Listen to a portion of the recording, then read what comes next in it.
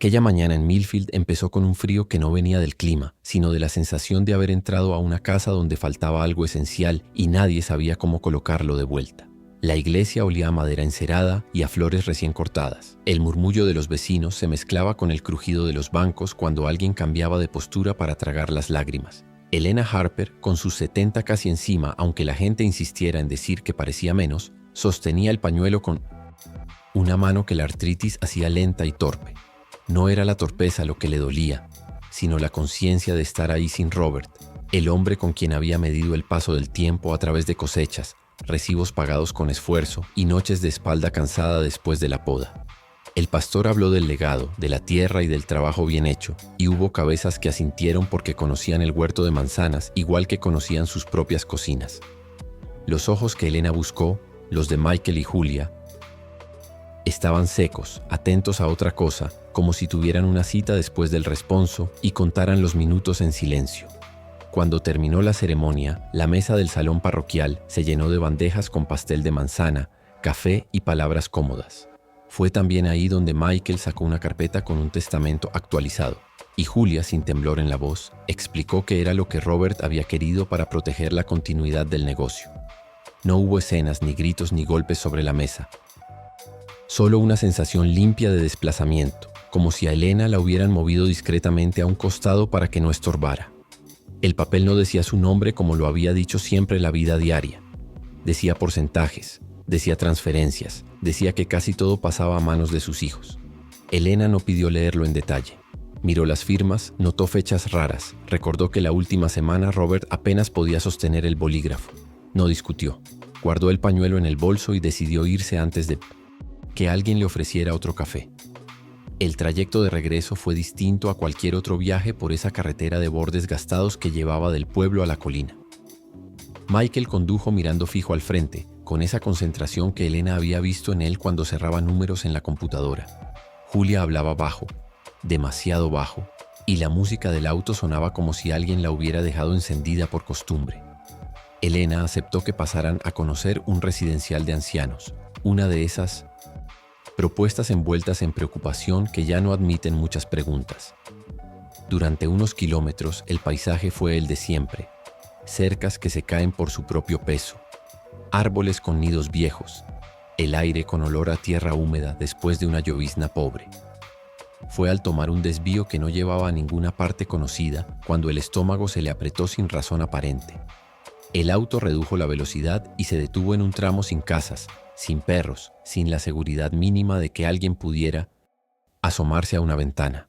Michael abrió su puerta, dio la vuelta, abrió la de ella y dijo algo en tono neutro que Elena entendió mejor por el gesto que por las palabras. Era el final del viaje para ella. Le acercaron la pequeña maleta azul que guardaba un abrigo, un par de faldas y los papeles médicos de Robert que Elena cargaba por costumbre. No hubo insultos ni empujones. Hubo algo más frío, más definitivo. La idea de que a esa edad una madre puede convertirse en estorbo y que la logística de Zen, la vida moderna, encuentra siempre una cuneta disponible. El auto arrancó sin brusquedad. El polvo se levantó poco y cayó rápido. El silencio volvió a ser lo único a mano. Elena no lloró. Se quedó de pie midiendo la distancia entre lo que había sido su familia esa mañana y lo que quedaba ahora, que era ella con una maleta y un teléfono sin señal. Respiró hondo porque era lo único que podía hacer sin pedir permiso, y se dijo que tenía que moverse antes de que el cuerpo se enfriara y la mente empezara a desordenarlo todo. Elena comenzó a caminar por aquella carretera desierta con pasos cortos, tanteando el suelo como si cada piedra pudiera ser una trampa. El frío del aire le calaba en los huesos y la artritis hacía que cada movimiento de los dedos alrededor del asa de la maleta fuera un dolor insistente. No había coches a la vista, tampoco pájaros, solo el sonido de sus propios pasos y el eco de la traición en su cabeza. Caminó sin rumbo definido hasta que, tras casi una hora, escuchó el rugido de un motor acercándose. Era una camioneta vieja, conducida por un vecino que la reconoció enseguida y detuvo el vehículo con gesto incrédulo. Elena no explicó mucho, solo pidió que la llevaran de regreso a su casa. El hombre no preguntó. Tal vez porque en un pueblo pequeño las palabras sobran cuando los ojos cuentan una historia más dura. El viaje de vuelta fue silencioso, pero cada minuto en ese asiento era un recordatorio de que sus hijos habían cortado de raíz cualquier lazo materno. Esa noche, De regreso en la casa vacía, Elena no encendió todas las luces como solía hacer. Se sentó en la mesa de la cocina, con la maleta todavía cerrada, y dejó que la oscuridad la envolviera mientras intentaba ordenar el caos en su cabeza. En un momento se levantó con decisión y fue hasta el armario del dormitorio. Sacó de un rincón polvoriento un cofre de madera que llevaba décadas escondido detrás de mantas viejas. Dentro estaban las escrituras de 20 acres registrados a P, su nombre de soltera, con acceso directo al pozo de agua, y un sobre con billetes ahorrados durante años. Había también documentos que Robert le había pedido guardar, por si acaso. Mientras revisaba cada hoja, el dolor del abandono comenzó a transformarse en una claridad inesperada. No era una anciana indefensa. Tenía en sus manos las piezas de un poder que sus hijos nunca habían imaginado. Esa certeza, nacida en medio de la soledad más cruel, fue el primer ladrillo de una estrategia que empezaba a tomar forma. Al amanecer, cuando la luz apenas entraba por las cortinas gastadas, Elena preparó un café fuerte y se sentó con los documentos extendidos sobre la mesa. Sus manos temblaban, no por miedo, sino por la mezcla de cansancio y adrenalina que le recorría el cuerpo. Recordaba la voz de Robert diciéndole que siempre era mejor estar preparada, incluso cuando parecía innecesario. «Nunca sabemos qué puede pasar, Lena», solía repetir. Ese día comprendió que él había previsto más de lo que nadie imaginaba. Decidió entonces que su primer movimiento debía ser contactar a Charles Whitman, el abogado local que había sido amigo leal de Robert durante décadas. Sabía que podía confiar en él porque lo había visto defender a otros vecinos frente a bancos y constructoras con una firmeza poco común. Marcó el número en el viejo teléfono de la cocina y cuando escuchó la voz de Charles al otro lado sintió un alivio inmediato. No tendría que enfrentar esta batalla sola. Charles llegó esa misma tarde con una carpeta bajo el brazo y un gesto serio que dejaba entrever su indignación. Revisaron juntos las escrituras, las firmas dudosas del supuesto testamento y los ahorros que Elena había mantenido ocultos. Confirmó lo que ella intuía. Aquellos 20 acres eran un recurso legal de enorme peso y la validez del documento que Michael había mostrado era más que cuestionable. Charles habló con calma, pero cada palabra fue como una llave que abría puertas que parecían cerradas. Talat explicó que podían iniciar acciones inmediatas para bloquear cualquier intento de venta o traspaso. Elena lo escuchaba en silencio, con la espalda recta y los ojos fijos en los papeles, como si quisiera absorber cada detalle. Por primera vez desde la muerte de Robert, sintió que tenía un punto de apoyo real. La fragilidad que todos le atribuían estaba empezando a resquebrajarse, dando paso a una firmeza que ni siquiera ella sabía que todavía llevaba dentro. Al día siguiente, siguiendo el consejo de Charles, Elena se dirigió al banco local para reunirse con George Miller. El edificio de ladrillo rojo estaba en la misma esquina de siempre, con el mismo reloj parado en la fachada que parecía no importar a nadie.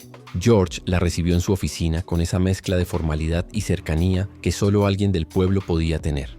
Había conocido a Robert durante años y sabía perfectamente la reputación de la familia. Elena le contó sin adornos lo que había sucedido en el funeral y después en la Menenassi carretera. No buscaba lástima, solo necesitaba que alguien actuara. George la escuchó con atención y tras unos minutos de silencio le dijo que congelaría cualquier movimiento sospechoso en las cuentas hasta que la justicia se pronunciara. Aquellas palabras fueron como una muralla levantándose a su alrededor. Al salir del banco, con el recibo de las primeras medidas en la mano, Elena respiró hondo. Cada paso era pequeño, pero la acercaba a recuperar lo que le habían intentado arrebatar. Esa tarde volvió a la casa con una determinación nueva. Encendió la estufa de leña, preparó una sopa sencilla y se sentó junto a la ventana con los documentos sobre las piernas. El sonido de los grillos afuera le recordaba que la vida continuaba, aunque dentro de ella todo hubiese cambiado. Miraba el huerto en penumbra y pensaba en Robert, en cómo él siempre decía que la tierra devolvía lo que uno sembraba, para bien o para mal. Ahora entendía que esa frase también servía para describir a las personas. Michael y Julia habían sembrado codicia, y eso era lo que estaban empezando a cosechar. Mientras comía despacio, repasaba mentalmente sus próximos pasos.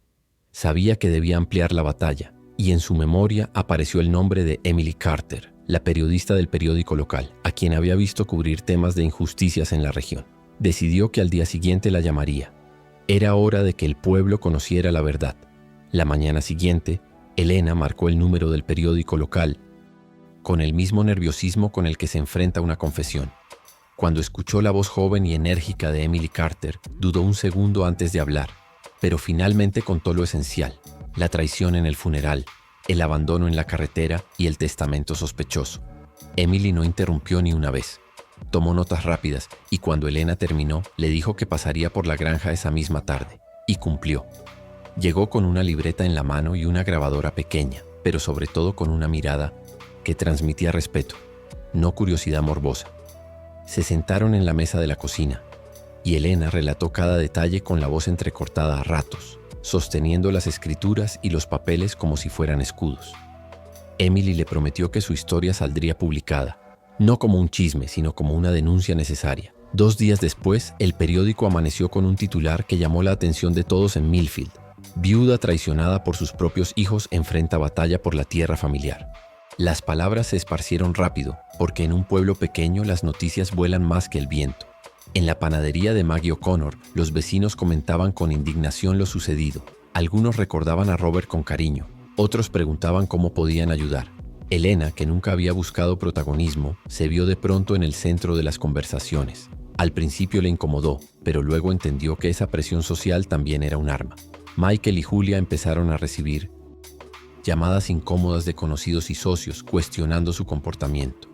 Lo que había comenzado como un artículo local se convirtió en un foco de vergüenza para ellos, y para Elena fue la confirmación de que no estaba sola. La comunidad la respaldaba, y eso le daba una fuerza que no sabía que aún poseía. Los días siguientes fueron un desfile constante de vecinos que llegaban hasta la finca con gestos pequeños pero significativos. Algunos llevaban pan fresco, otros le ofrecían ayuda para arreglar cercas o revisar el pozo de agua.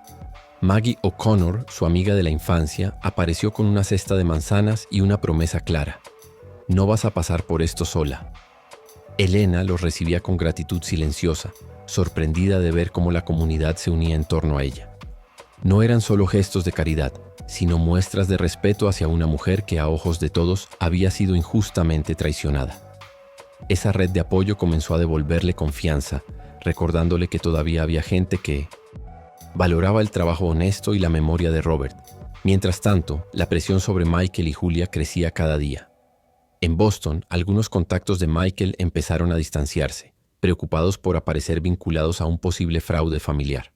Julia, acosada por acreedores, ya no encontraba quien le prestara dinero fácilmente. Las llamadas que antes ignoraban de su madre ahora eran reemplazadas por notificaciones judiciales que Charles, con precisión meticulosa, iba interponiendo. Elena observaba desde la mecedora de la galería con un sentimiento extraño. No era venganza lo que la sostenía, sino la certeza de que por primera vez en mucho tiempo ella tenía el control de la situación. Cada movimiento de sus hijos los hundía más, y cada paso de ella, con calma y apoyo de sus aliados, reforzaba la muralla que los mantenía lejos de lo que habían querido arrebatarle. Fue en medio de ese torbellino cuando apareció un aliado inesperado: Thomas Reynolds, un viejo amigo de Robert que había hecho carrera como abogado de renombre en la capital del estado. Al enterarse de la situación por boca de Charles, no dudó en viajar hasta Millfield para reunirse con Elena. Llegó una mañana nublada, con su maletín de cuero y un porte que imponía respeto inmediato. Se sentaron en la mesa de la cocina, la misma donde Robert solía revisar facturas con un lápiz detrás de la oreja. Thomas escuchó cada detalle con atención, repasó los documentos y levantó la vista con una seriedad que a Elena le dio seguridad. Esto no se queda aquí, vamos a llevarlo más arriba. Su presencia no solo aportaba peso jurídico, también traía consigo un respaldo moral que hacía temblar cualquier argumento de Michael y Julia. La llegada de Thomas significó un cambio de escala en la batalla. Ya no se trataba solo de un asunto familiar expuesto en el periódico local. Ahora había demandas estatales contra la constructora Platinum Acres, acusada de prácticas corruptas en la adquisición de terrenos. Elena, que siempre se había visto como una mujer de campo, se encontraba ahora en medio de una guerra legal que trascendía su pueblo. Aunque el vértigo era real, se apoyaba en sus aliados. Charles con su cercanía, George con su respaldo financiero, Emily con la fuerza de la prensa y Thomas con el poder de la ley en niveles más altos. Cada llamada telefónica, cada firma en un documento era como un disparo silencioso que iba desarmando a sus hijos y a la empresa que los apoyaba. Por primera vez, Elena no se sentía como la pieza débil del tablero, sino como alguien capaz de mover estrategias con precisión. Con los procesos legales avanzando y la prensa amplificando cada movimiento, se hizo inevitable que llegara el momento de un enfrentamiento directo. Charles y Thomas organizaron una reunión en el despacho del primero, un lugar pequeño pero cargado de historia, con estanterías llenas de códigos viejos y fotos del pueblo en blanco y negro. Elena llegó acompañada de ambos, vestida con un abrigo oscuro que había pertenecido a Robert. Su semblante era sereno, aunque por dentro sentía un torbellino. Al entrar en la sala, vio a Michael y Julia esperándola, con el rostro cansado y la tensión dibujada en sus posturas. Ya no eran los hijos altivos del funeral. Parecían dos personas arrinconadas, conscientes de que el terreno bajo sus pies se estaba desmoronando. El silencio en la sala era denso cuando Charles colocó sobre la mesa los documentos: demandas en curso, cuentas congeladas, pruebas de irregularidades en el supuesto testamento. Thomas tomó la palabra con firmeza, dejando claro que había suficiente material para iniciar un proceso criminal. Elena los miraba sin titubear, con una serenidad que contrastaba con la incomodidad evidente de sus hijos. Cuando se presentó el acuerdo de renuncia total a cualquier derecho sobre la herencia, Michael intentó argumentar, pero su voz se quebró al enfrentarse a los hechos. Julia, con la mirada clavada en el suelo, firmó sin decir nada. Elena tomó los papeles con calma, los guardó en su bolso y antes de levantarse, dijo en voz baja pero clara que la mujer dispuesta a perdonar había quedado atrás en aquella carretera desierta. Lo que quedaba ahora era justicia. Cuando Michael y Julia abandonaron el despacho, el sonido de la puerta cerrándose fue como un eco definitivo. No hubo abrazos, tampoco miradas hacia atrás, solo la confirmación de que aquel lazo materno se había roto sin posibilidad de arreglo. Elena permaneció sentada, unos segundos más, respirando despacio, dejando que la realidad se asentara. Sus manos, marcadas por la artritis, acariciaron el bolso donde guardaba los documentos firmados, como si fuesen una armadura. Charles le puso una mano en el hombro y Thomas asintió en silencio, ambos conscientes de que no se trataba de una simple victoria legal, sino de una reivindicación personal. Elena se levantó con calma, como quien sabe que la parte más difícil ya quedó atrás. De regreso a la granja, el paisaje le Litesienten pareció distinto, como si los manzanos hubieran recuperado un color que hacía meses no veía. Se detuvo un momento frente al portón y respiró hondo, sintiendo el aire frío de la tarde mezclarse con la satisfacción silenciosa de haber resistido. Entró en la casa y por primera vez desde la muerte de Robert no sintió vacío sino determinación. Encendió la estufa, preparó té y se sentó en la mecedora de la galería. Miró el horizonte con la serenidad de quien sabe que ha recuperado lo que le pertenece. En ese instante comprendió que no había perdón posible para sus hijos, pero sí un futuro claro para ella y para la tierra que Robert le había dejado como legado. Los días siguientes estuvieron marcados por una energía nueva en la finca. Elena comenzó a caminar entre los manzanos con un cuaderno en la mano, anotando ideas, reparaciones necesarias y proyectos que quería impulsar. Decidió que los 20 acres a su nombre no serían solo una defensa legal, sino el corazón de una renovación. Se reunió con Charles para organizar la documentación de los nuevos planes y con George para abrir una cuenta destinada a un fondo comunitario. La viuda frágil que muchos habían compadecido en el funeral de Robert había dado paso a una mujer que pensaba en grande, con la firmeza de quien sabe que no tiene nada más que perder y mucho por construir. El primer proyecto que tomó forma fue un restaurante de estilo farm to table, en el que los productos del huerto serían la base de los platos. Elena quería que los jóvenes del pueblo pudieran trabajar allí, aprender y sentirse orgullosos de lo que la tierra podía ofrecer. También inició un pequeño programa de becas agrícolas en memoria de Robert, destinado a estudiantes interesados en la agricultura sostenible. La comunidad respondió con entusiasmo, ofreciendo manos, herramientas y tiempo. Cada día, la granja se llenaba de voces jóvenes y de vecinos dispuestos a colaborar. Elena los observaba mientras reparaban cercas. Plantaban nuevas filas de árboles y pintaban la vieja casa de almacenamiento. Cada acción era un recordatorio de que la tierra, al igual que la vida, podía renacer si alguien tenía la determinación de cuidarla. La historia de Elena no tardó en volver a ocupar titulares, esta vez con un tono muy distinto. Emily Carter publicó un reportaje extenso en el que describía cómo la viuda había pasado de ser víctima de una traición familiar a convertirse en el motor de un renacimiento comunitario. Las fotos mostraban a los jóvenes trabajando en el huerto, las mesas del nuevo restaurante llenas y a Elena en la galería, con el aire sereno de alguien que había recuperado su lugar en el mundo. El artículo circuló más allá de Millfield, llegando a periódicos de la región y hasta a blogs especializados en agricultura sostenible. Para muchos lectores, era la prueba de que la dignidad podía resistir incluso a la peor de las traiciones. Mientras tanto, la constructora Platinum Acres se tambaleaba bajo el peso de las demandas impulsadas por Thomas.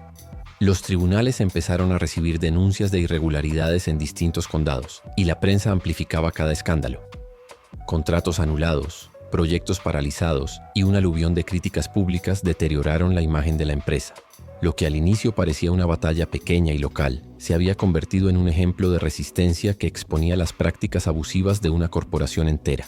Michael y Julia, atrapados en medio de esa tormenta, quedaron aún más aislados.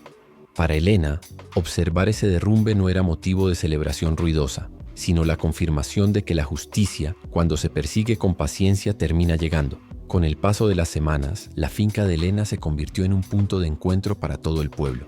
Cada sábado organizaba jornadas abiertas en las que los vecinos podían recorrer los manzanos, probar productos frescos y escuchar a los jóvenes que ahora trabajaban allí hablar con orgullo de lo aprendido. Lo que antes era un lugar asociado al recuerdo de Robert y a la soledad, se transformó en un espacio lleno de risas, pasos y conversaciones. Maggie O'Connor solía llevar pan caliente de su panadería y entre charlas contaba a los visitantes cómo Elena había resistido en los momentos más oscuros. Esa narrativa empezó a calar profundo en la comunidad. Ya no se trataba solo de una mujer defendiendo su tierra, sino de un ejemplo vivo de resiliencia. Elena, sin embargo, mantenía los pies en la tierra. Sabía que el reconocimiento podía desvanecerse rápido si no seguía trabajando con disciplina. Se levantaba temprano, caminaba entre las hileras de manzanos y revisaba cada detalle. Las ramas que necesitaban poda, la humedad del suelo, el estado de los cercos. Esa rutina que alguna vez le pareció pesada, ahora le devolvía sentido a sus días. Cada tarde, al sentarse en la mecedora de Robert, sentía que finalmente había logrado transformar el dolor en algo útil, algo que trascendía más allá de ella. No buscaba reconciliación con Michael o Julia. En su corazón esa puerta estaba cerrada. Lo que sí buscaba y encontraba cada día era la certeza de haber defendido el legado de su esposo y de haberlo convertido en una fuente de vida para otros. Una tarde de otoño, mientras organizaba papeles en la mesa de la cocina, Elena encontró entre las cartas del correo un sobre sin remitente claro. Lo abrió con cuidado y reconoció de inmediato la caligrafía de Julia. La carta era breve, escrita con frases entrecortadas que pedían comprensión y hablaban de errores cometidos bajo presión. Julia mencionaba sus deudas, la soledad en la que había caído y la necesidad de volver a empezar. Por un instante, Elena sintió un nudo en el estómago. Eran palabras que apelaban a la madre que había sido durante toda su vida. Pero al releer cada línea, recordó la carretera desierta, la maleta en sus manos y el motor alejándose sin que nadie mirara atrás. Guardó la carta en un cajón, sin responder, convencida de que algunas heridas no sanan con disculpas tardías. Aquella decisión no le resultó fácil, pero sí necesaria. Entendía que la compasión no podía confundirse con olvidar lo ocurrido. Julia había cruzado una línea imposible de desandar, y abrirle la puerta significaba volver a exponerse al mismo ciclo de manipulación. Elena respiró hondo, se preparó un té y salió a la galería. Desde la mecedora observó cómo los jóvenes terminaban su jornada en la finca, riendo y bromeando mientras cargaban cajas de manzanas. Esa escena le recordó que había elegido un camino distinto, un camino donde su energía se invertía en construir, no en reparar lo irreparable. El silencio que alguna vez la había ahogado ahora se sentía como un escudo. Duro, sí, pero también protector. Con el paso de los meses, Elena encontró un ritmo nuevo que la sostenía sin necesidad de mirar atrás.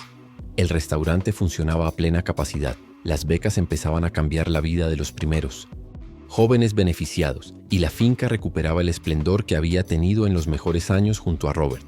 La comunidad la veía como un referente, pero ella seguía con la sencillez de siempre, levantándose al amanecer, recorriendo los campos y compartiendo un café con los trabajadores antes de empezar la jornada. Cada día confirmaba que había tomado la decisión correcta al cerrar la puerta a sus hijos, porque había elegido abrir otra mucho más grande, la que conectaba su legado con las generaciones futuras. En las tardes tranquilas, se sentaba en la mecedora de Robert, mirando cómo el sol se escondía detrás de los manzanos. El crujido de la madera bajo su cuerpo y el olor a tierra húmeda eran recordatorios de una vida entera de sacrificio y resistencia. Ya no pensaba en Michael ni en Julia. Sus nombres se habían vuelto ecos lejanos, sombras de un pasado que no merecía espacio en su presente. Lo que le daba paz era ver a los jóvenes correr entre los árboles, escuchar las voces de los vecinos que agradecían su apoyo y sentir que la finca volvía a ser un lugar de vida y no de disputa. Así, en silencio, supo que había ganado la batalla más importante, la de recuperar su dignidad y transformar la traición en justicia.